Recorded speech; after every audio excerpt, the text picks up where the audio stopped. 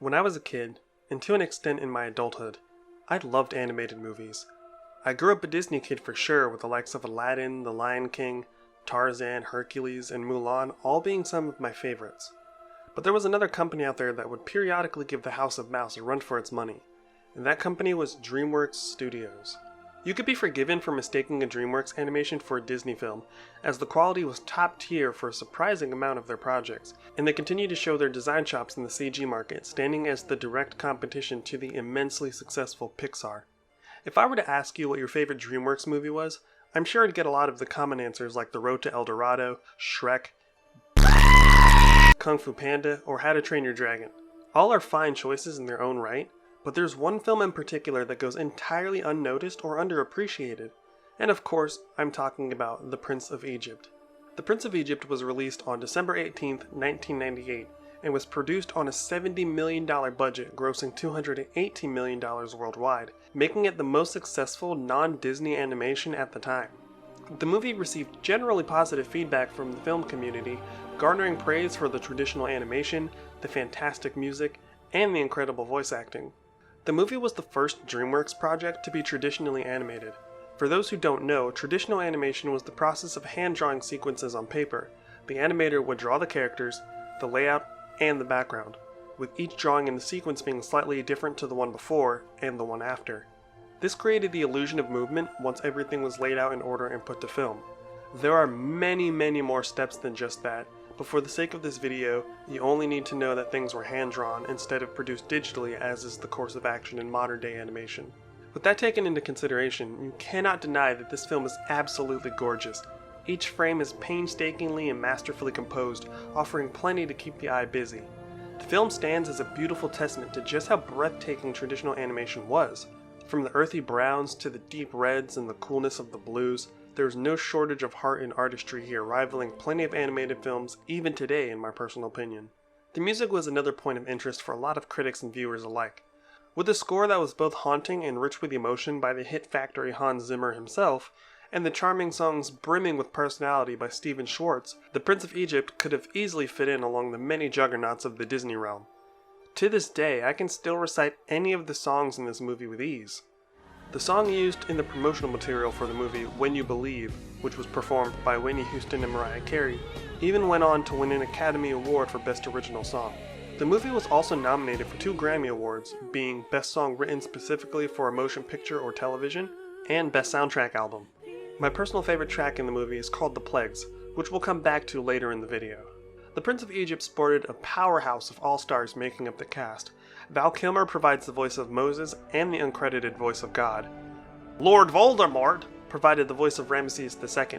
Michelle Pfeiffer took on the role of Zipporah. Sandra Bullock was Miriam. Jeff frickin' Goldblum was Aaron's voice. Danny Glover was given the role of Jethro. Sir Patrick Stewart provided the voice of Pharaoh Seti, and so on. This star-studded cast gave an incredible performance that still sounds spot on all these years later. What you say does not matter. You don't understand. I can't stay here any longer. And there shall be a great cry in all of Egypt, such as never has been or ever will be again. What are you girls doing? We're trying to get the funny man out of the well. Trying to get the funny man out of the well. Well, that's one I've never heard before. Oh my. Oh, don't worry down there. We'll get you out. Hold on. My good prince. She's exhausted from the day's work. Not that it was too much. We quite enjoyed it, but she's confused and... You will never have to carry a burden like the crown I will pass to Ramesses. He must not allow himself to be led astray. Not even by you, my son. I want to note that while these actors and actresses provided the speaking voices, they did not provide the singing. Those moments were handled by professional vocalists, with the exception of Afra Haza, who voices the mother of Moses. She voiced her own lines as well as sang the hell out of the opening song, Deliver Us. Anyway, what about the movie itself? What is it that makes it stand out the way I claim it does? It's basically just the story of Exodus, right? You've heard it a billion times, especially if you were raised in the church. Well, let's do something unique in order to answer that question. I know a great deal of people aren't very religious, so let's strip away the religious overtone and set that to the side. With that pulled away, what's left? Some people might immediately think, well, there's nothing. Without the religious aspect, the movie has nothing to say narratively. But that's where you're wrong. While yes, on the surface, this is just an artistic retelling of the story of Exodus, at its core, the movie is about two brothers moving in completely opposite directions that unfortunately place them at odds with one another. The heart and soul of this film isn't the religious theme, it's the struggle between Moses and Ramesses. We get to see early on that the pair have their own rivalry, as evidenced by their lighthearted race at the beginning of the film. You almost killed me! Oh, come on! Where's your sense of fun? Oh, it's fun you want! However, it's abundantly clear that despite that healthy rivalry, the two care a great deal about one another. After Ramesses is chastised by the Pharaoh, Moses immediately steps up to shift the blame onto himself, hoping to make his brother's life just the tiniest bit less stressful. Later, Ramesses makes Moses his royal chief architect the moment more power is given to him, showing his immense respect for Moses. These moments are how we're introduced to the pair. Idle banter, sibling rivalry, and moments of genuine care. This persists after Moses accidentally kills a man and attempts to flee Egypt, unable to stay after both the incident and finding out who he really is. Ramesses' knee-jerk response is to protect his younger brother from punishment and consequences, again making the audience aware that he really does care for Moses. I am Egypt, the morning and the evening star. If I say day is night, it will be written. And you will be what I say you are. I say you are innocent. Of course, Moses declines and runs off into the desert. Now, we can't exactly dive into the core of their conflict without briefly mentioning Moses' interaction with the 420 blaze bush. Moses is tasked by God to go back to Egypt after years of being in the desert to free his people from slavery. His people being the Hebrews, of course. He goes back to do as he was commanded, and upon his arrival, Ramesses does look both genuinely surprised and happy to see Moses. But once they speak in private, their ideologies become clear to one another and act as directly opposing mindsets. Moses wants to free the slaves from their suffering under his brother, but Ramesses wishes to maintain the ancient traditions, refusing to give any ground to Moses out of fear of being the weak link in the royal dynasty, which is a seed planted in his head at the very beginning of the film. One damaged temple does not destroy centuries of tradition. But one weak link can break the chain of a mighty dynasty. There's a realization for Ramesses that Moses has truly only returned to free the Hebrews, and as he delivers the line, he does seem to lament that. It's almost as if he's been waiting all that time for his brother to come home and return to his role as the Prince of Egypt. As a direct response to this, Ramesses doubles down on his terrible boss persona and increases the workload of the slaves.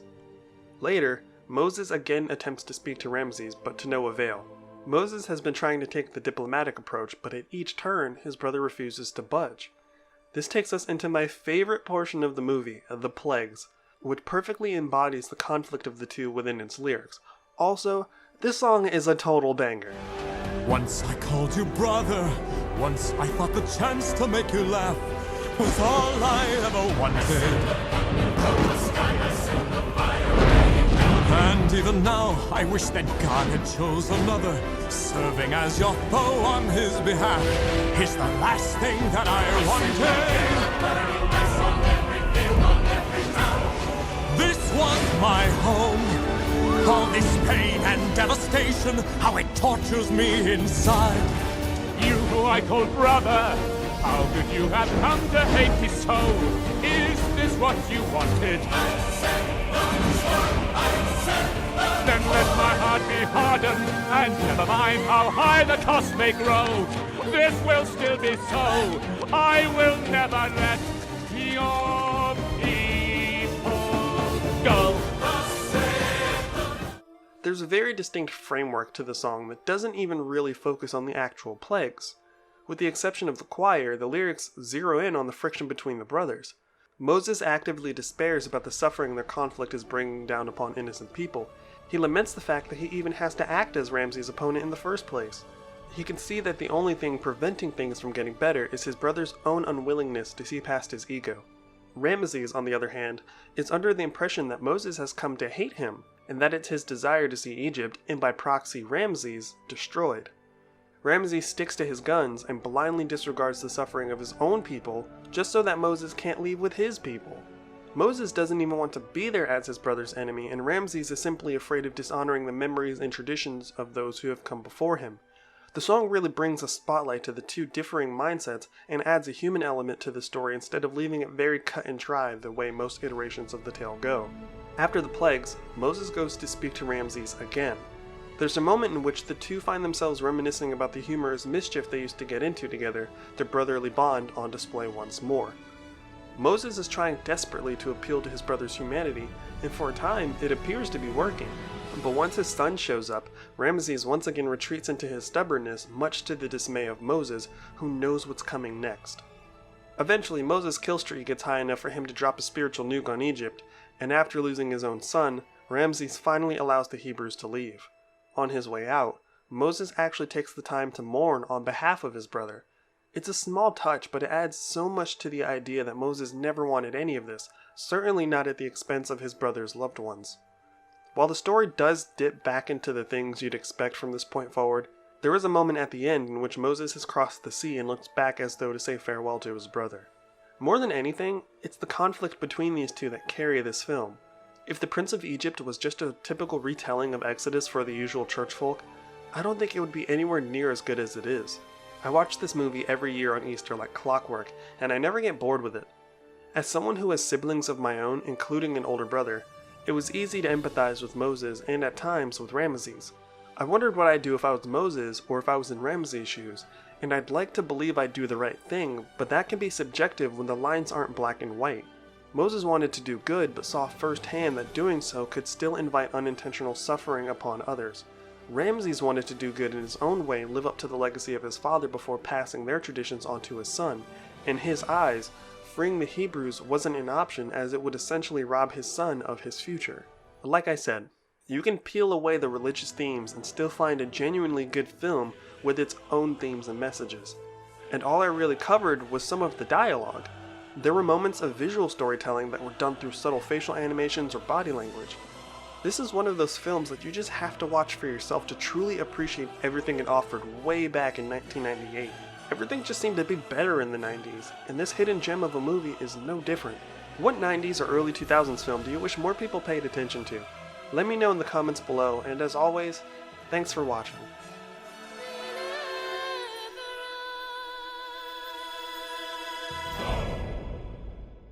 You know I am a Hebrew, and the God of the Hebrews came to me. He commands that you let his people go. What? Ramesses! Let my people go!